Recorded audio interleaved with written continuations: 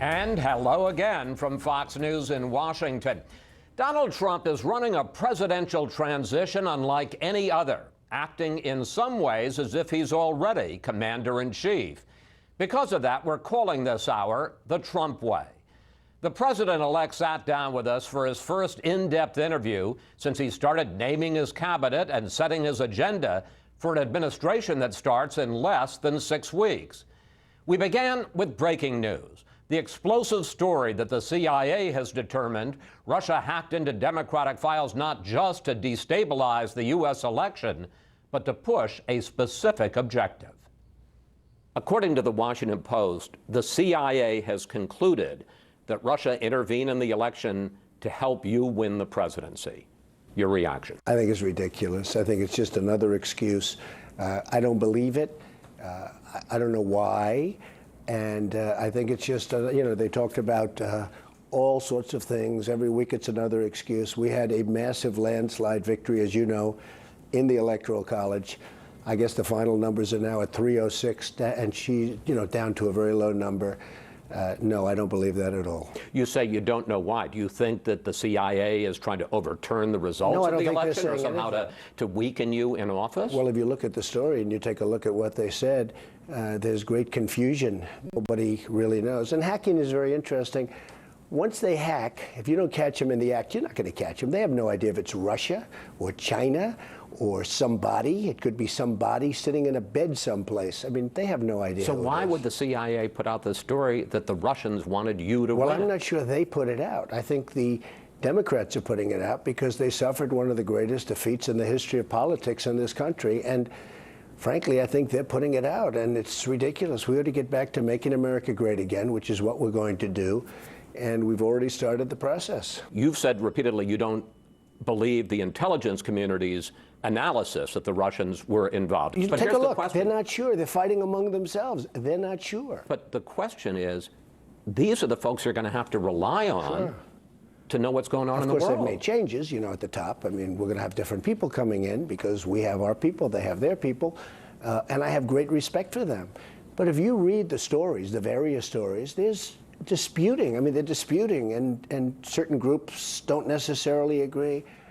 Personally, it could be Russia.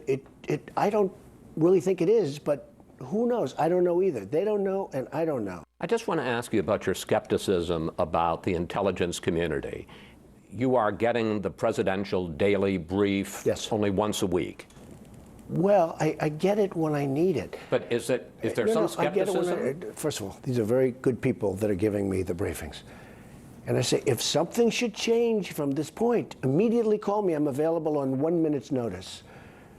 I don't have to be told, I'm like a smart person.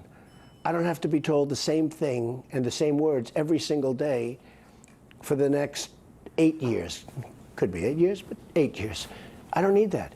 But I do say, if something should change, let us know. Now, in the meantime, my generals are being briefed, and Mike Pence is being briefed, who is, by the way, one of my very good decisions. He's terrific. And they're being briefed, and I'm being briefed also.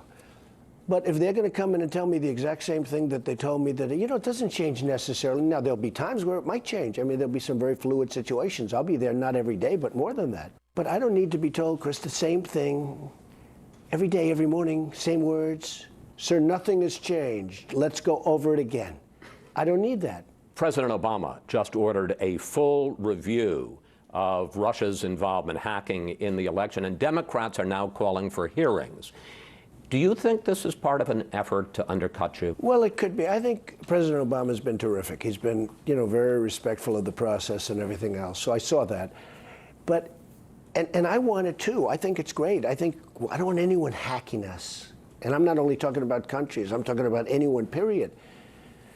But if you're going to do that, I think you should not just say Russia, you should say other countries also, and maybe other individuals. It's not necessarily. But do you think this is a political effort here? It could be. I mean, it could be. Hey, look, we had, many people are saying, one of the great victories of all time. They're very embarrassed.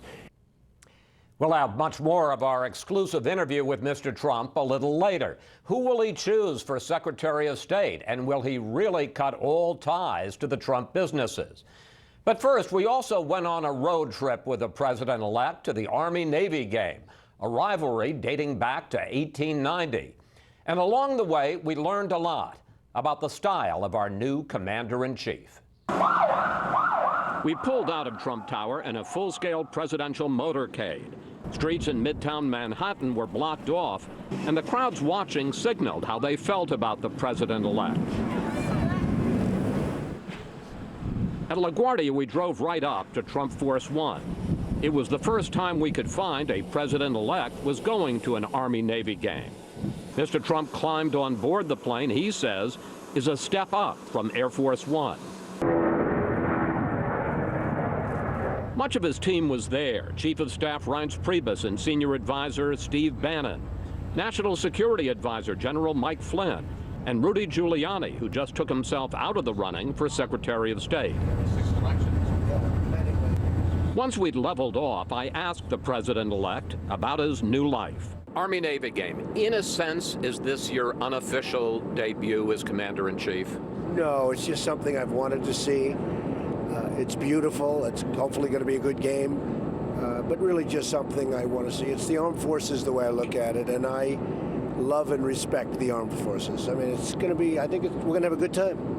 You spent 5 years at the New York Military Academy, a boarding school, where you became the captain of cadets. What did you learn there about military discipline? Well, I learned that I respected it, and I respect people in the military, and I always have, at least since I've been there. And we had military people there. We had drill sergeants and colonels, and we actually had a general, and I always respected those people. And I learned that at a young age, they're terrific. There is a lot of curiosity about your lifestyle as president. Are you going to live in the White House? Are you going to spend most of your time at Trump Tower? Yeah, no, I'm going to live in the White House with my family. Barron's going to finish up school because he's got just a couple of months to go, so it's a little hard to take him out of school. And Melania will be back and forth for that first couple of months. No, we'll be staying in the White House. You talk about the fact that Mrs. Trump is going to stay back in New York with Barron until he finishes school. Are you going to be lonely, rattling around in the White House by yourself for a few months? No, I'll be working. It's a very special place, and it represents so much. And there's a lot to do. There's a lot to do, more than I even thought. It's so many things we can do to make America great again. I mean, that's what it's all about. And I'll be working. I won't be lonely at all.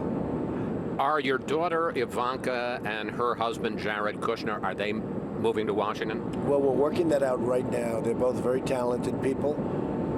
I won't be involved in my business at all, even though I have a legal right to be under the laws, as you know, because the president has a certain doctrine that he can do things, but I just don't want to do it. Even if I could do it, which I'm allowed to, I wouldn't want to do it. I want to devote my time. But what about them? Are they moving down? Well, theirs is a little bit different, and I think we'll have to see how the laws read. I would love to be able to have them involved. If you look at Ivanka, you take a look, and she's so strong, as you know, into the women's issue and child care, and so many things should be so good. Nobody could do better than her, and I just have to see whether or not we can do that, and she would like to do that, and I'd love to have Jared helping us on deals with other nations and see if we can do peace in the Middle East and other things. He's very talented. He's a very talented guy, so we're looking at that from a legal standpoint right now. Then it was on to the stadium for the game. First, a meeting with a group of Army cadets and Navy midshipmen. All right, who's going to win? Who's going to win today?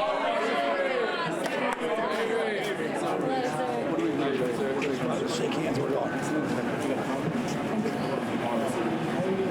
Yes, huh? How you doing, sir? You know, they have a couple of injuries. We'll want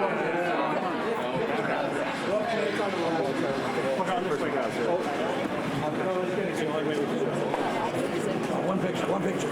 Here we go. Give me that camera.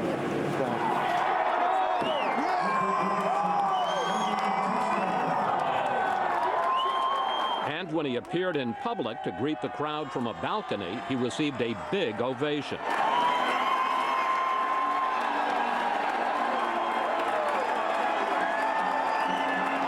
Later, we asked the president-elect about attending a game that now has special resonance for him. So what do you think? I think it's fantastic. These are incredible people. You see the enthusiasm, the spirit.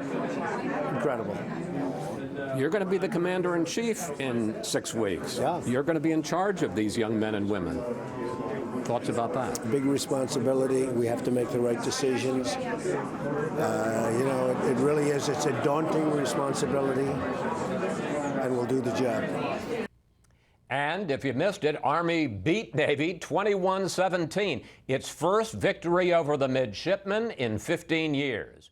The campaign is over, but the president-elect continues to break the rules when it comes to building his administration and setting his agenda.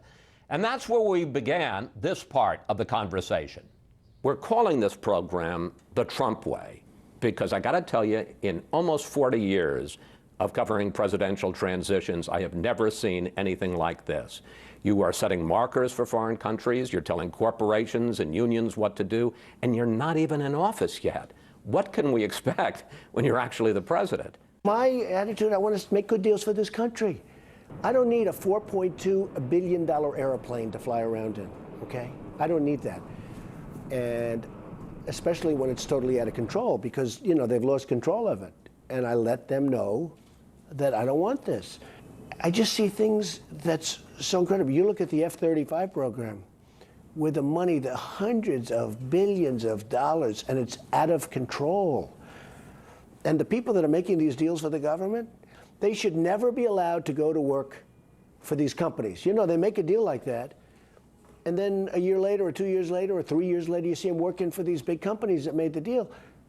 I'm going to put a very, lobbyists I'm doing, this is bigger than the lobbyists.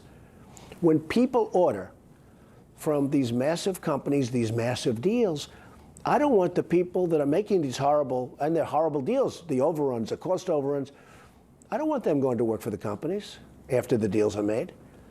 They should have a lifetime restriction. In the last few days, you have named cabinet heads, department agency people, at EPA, at Labor, at Health and Human Services, Education, who are diametrically opposed to what those agencies have been doing for the last 8 years. Fair to say that you're going to take a wrecking ball to the Obama legacy? No, I don't want to do that at all. I just want what's right. EPA, you can't get things approved. I mean, people are waiting online for 15 years before they get rejected, okay? That's why people don't want to invest in this country. I mean, you look at what's going on. And you can look at a jobs report, but take a look at the real jobs report, which are the millions of people that gave up looking for work, and they're not considered in that number that's less than 5%.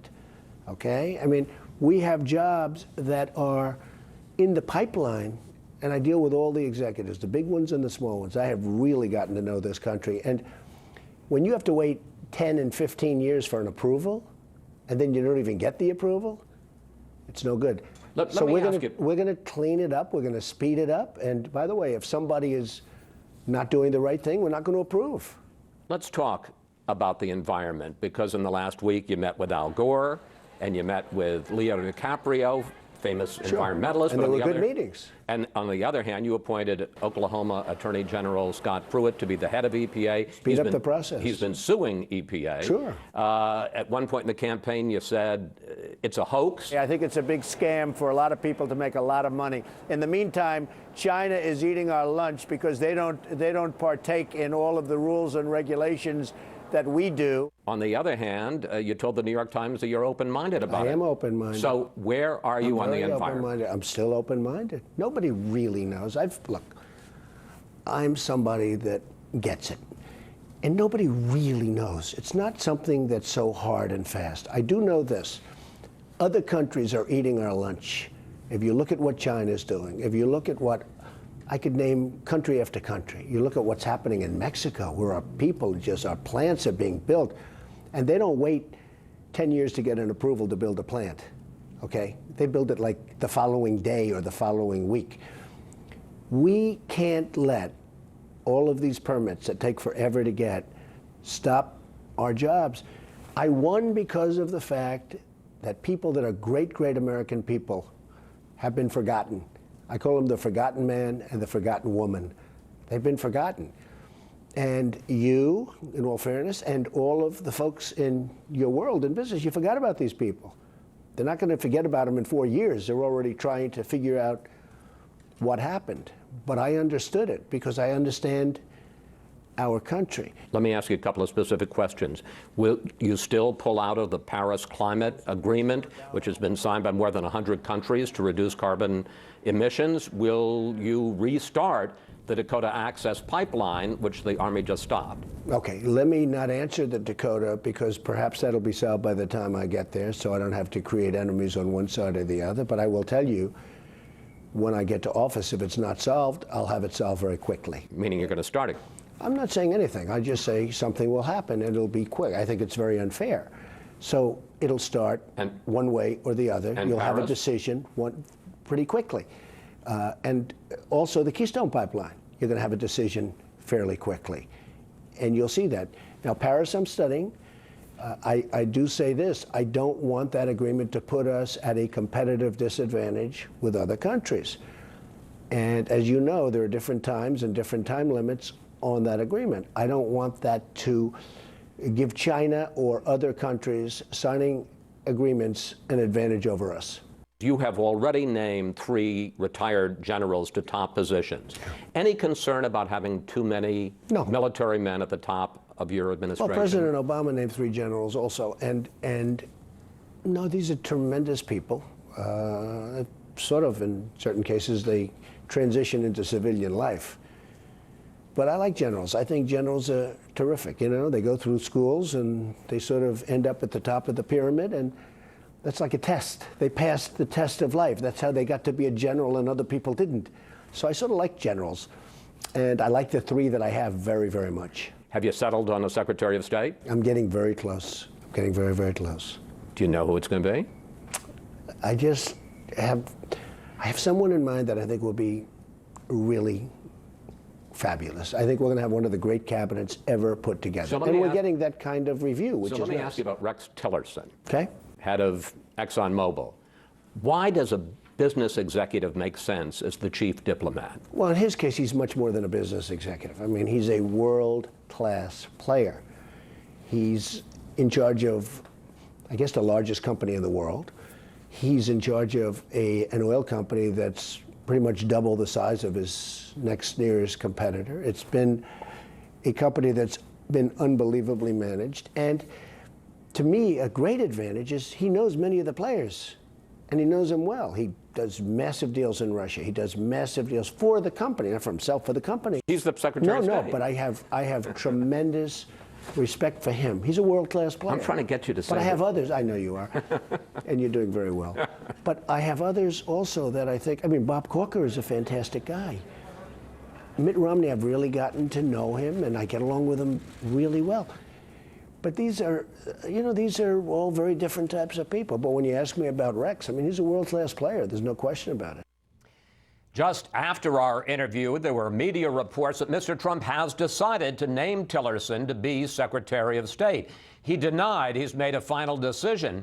And during our ride on Trump Force One, he was still asking his advisors who they think he should nominate. But don't bet against Rex Tillerson. Coming up, we asked Mr. Trump about his controversial call with the president of Taiwan. Was he sending China a message? And what will become of his business once he's sworn in? As Fox News Sunday's The Trump Way continues. Home Advisor is a very easy way.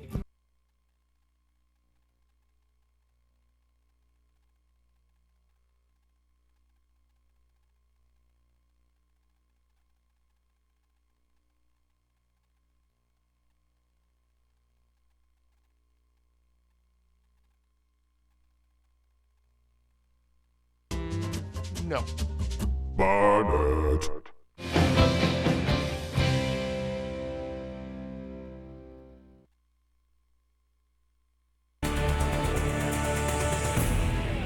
And we're back now with this special edition of Fox News Sunday, The Trump Way. Donald Trump rattled the relationship between China and the U.S. when he spoke with the leader of Taiwan, breaking with decades of U.S. diplomacy. Now he's doubling down on that decision. Back to our exclusive interview with the president-elect. You recently took a call from the president of Taiwan, and on the Sunday shows, including ours, some of your top aides said, oh, it was just a congratulatory call. But the next day, some of your top aides said, no, in fact, you had been thinking about this for weeks in advance to send a message. It's all wrong. So which is it? No, it's all wrong. Not weeks. I took a call. I heard the call was coming probably an hour or two before.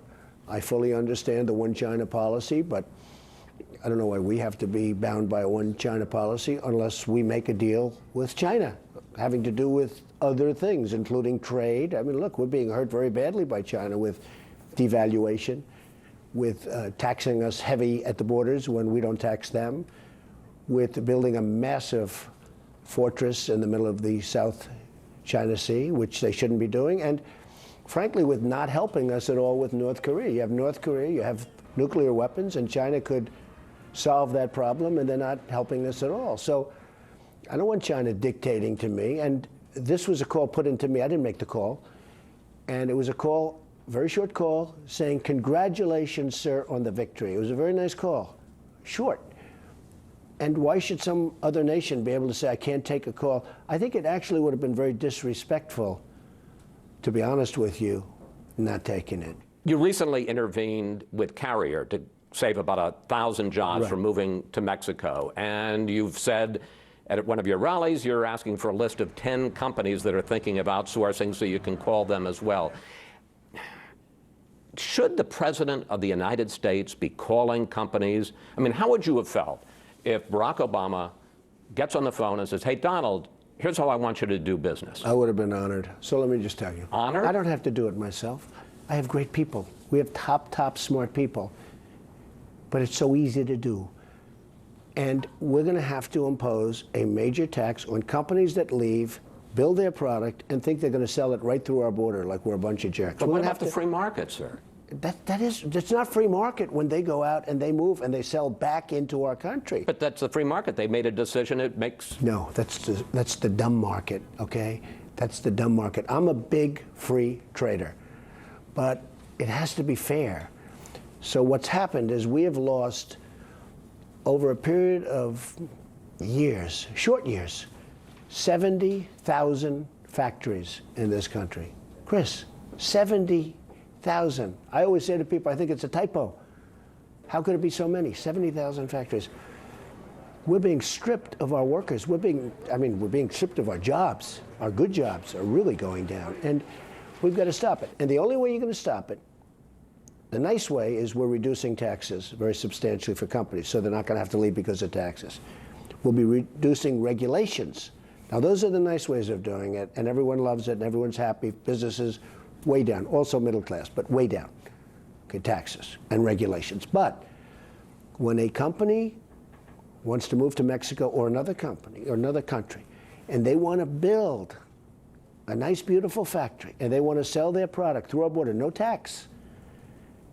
And the people that all got fired, so we end up with unemployment and debt, and they end up with jobs and factories and all of the other things. It's not going to happen that way. And the way you stop it is by imposing a tax. Now, I've come up with a number of 35%. There is no tax if you don't leave. There is no tax at all. You know, people are saying they don't understand really what I'm doing. I read the Wall Street Journal the other day. Honestly, their editorial board doesn't get it. I don't think they understand business. I don't think the Wall Street Journal editorial board, and I know some of them, they're really nice, I don't think they understand business. They don't understand what I'm saying.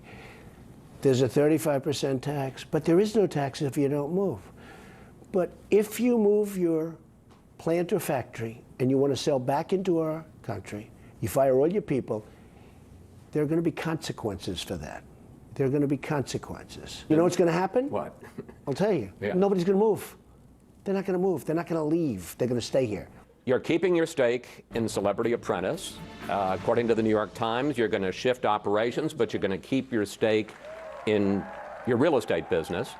Well, essentially, I'm not going to have anything to do with the management. I know, of the but isn't that a company. huge conflict of interest, sir? When I ran, everybody knew that I was a very big owner of real estate all over the world. I mean, I'm not going to have anything to do with the management of the company. You know, when you sell real estate, that's not like going out and selling a stock.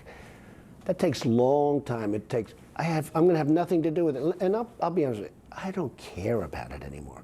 I'm so focused on doing a great job as president. I don't care if our rent roll goes up a little bit or down. I couldn't care less. But you hammered. My executives will run it with my children. It's a big company. It's a great company. But I'm going to have nothing to do with management. But you hammered Hillary Clinton over the Clinton Foundation and paid. Well, that's different because she's and taken in massive amounts of money from foreign countries and other and things. paid to play. It is impossible to figure out where the Clinton Foundation ends and the State Department begins. It is now abundantly clear that the Clintons set up a business to profit from public office. This Well, is wait a different. minute. You're going to be making massive amount of money. If somebody rents a hotel room? Foreign countries are already booking events at the Trump Hotel in D.C. You've got business operations, deals with foreign countries. Chris, this is all stuff that's done. Isn't this on steroids? No. Foreign interests trying to curry favor with the President of the United States. If I were going to do new deals right now, I am turning down billions of dollars of deals. I will tell you, running for president, the money I spent is peanuts compared to the money I won't make. And that's okay, because this is so important. What I'm doing is so important. This is a calling. This is a movement. It's not just me. It's millions and millions of people, and you got to see it firsthand. I'm not going to be doing deals at all. Now that would be, I don't even know if that's a conflict. I mean, I have the right to do it. You know, under the law, I have the right to do it. I just don't want to do it. I don't want to do deals because I want to focus on this. But by my not doing deals, I turned down 7 deals with one big player, great player, last week because I thought it could be perceived as a conflict of interest. But your kids are going to be able to do it? Probably $1 billion of deals that I turned down. But if your kids do it, isn't it going to be the same thing? No, it's totally different. They're not president. I mean, they're not president, but they're not going to do it either. Oh, I see what you're getting at. No, they're not making deals either for my company. Right. They're not making deals. And they're going to run my company. I have a lot of property and great stuff. They're going to run it. We're going to run it. Hopefully they're going to run it properly. I'm sure they're going to run it properly. But I'm not going to do deals. And I think, I think that's going to be good. How many times have you spoken to Barack Obama since you were in the Oval Office with him? What do you guys talk about? And has he persuaded you on any of his policies? So we disagree on things, but we haven't really discussed things that we disagree on. I've spoken to him another time. I'm going to be speaking to him today, actually. He has treated me really well. He's made us feel very welcome. But on the Iran nuclear deal, relations with Cuba? Well, I don't want to tell you what we discuss, but, and some of it I've agreed with him. A lot, people don't read about the stuff that you agree on. But there are things that we disagree on, and probably never going to be able to change that. But we do get along well. I'm surprised at how well we get along, and I think he might say the same thing. And I think you're seeing that from him. Mr. President-elect, thank you. Thank you for your time. Thank you very much. A look at Trump Force One, Donald Trump's iconic plane that we took from New York City to yesterday's Army-Navy game in Baltimore. On that flight, Mr. Trump shared what was going through his mind on a long election night. You may be surprised. Well, I thought I was going to win big, and then I got these exit polls from you and others, and I was called by Ivanka, I was called by Jared, and they say these exit polls aren't looking good. And I felt okay because, I wouldn't say great, but I felt okay because I don't think anybody ever worked harder in that last, couple of months. I think I outworked everybody. You were prepared to lose. Well, do we have a choice, right? But I was very surprised because I thought we were going to win. When did you begin to think, you know what? This may turn out okay? Almost immediately when the first polls started coming out. A victory for Donald Trump in Ohio. As an example, Ohio came out. We were expected to win Ohio by 2 points or 3 points, and we won by almost 10 points. We were expected to win Iowa by 5 or 4, and we won by more than 10. Now it's around midnight, and Pennsylvania's too close to call, Michigan's too close to call, Wisconsin. That's the difference between winning or losing the presidency. How tough was that to wait for hours? It was so easy because they weren't too close to call. There were very little. No, you people, I think you were just trying to get some more commercial time in there, because honestly, Pennsylvania had 1% left, and I was leading by a tremendous number of votes. There was no possible way. Wisconsin, I was leading by a lot of votes, and there was very little left. Donald Trump will be the 45th president of the United States. Do you remember who the first person was to say, Mr. President? My wife, my family, my daughter, and then everybody just started going crazy. And that moment, when they say, Mr. President, President of the United States, what did you think? Well, it is a very surreal situation. I mean, all your life you're watching that on television. There's nothing better to watch. I know the folks at ESPN were saying that's one of the great things they've ever watched. And, you know, they watch all the great games and the fights and all of the things. And they said, one of them said it's the single greatest event they've ever seen. Boy, that map had a lot of red. You know, for people that were saying that there is no path, you know, before that was started, you're saying, all right, I said that. I said, well, it's got a very narrow path to 270. Unless you win states that nobody's ever won before as a Republican. So it was a very exciting evening, and I tell you, the thing I'm most excited about is doing a great job. That's what I'm most excited about, because that's where it all started. And we came up with the phrase, I'll take credit for this one, Make America Great Again, and that's what we want to do.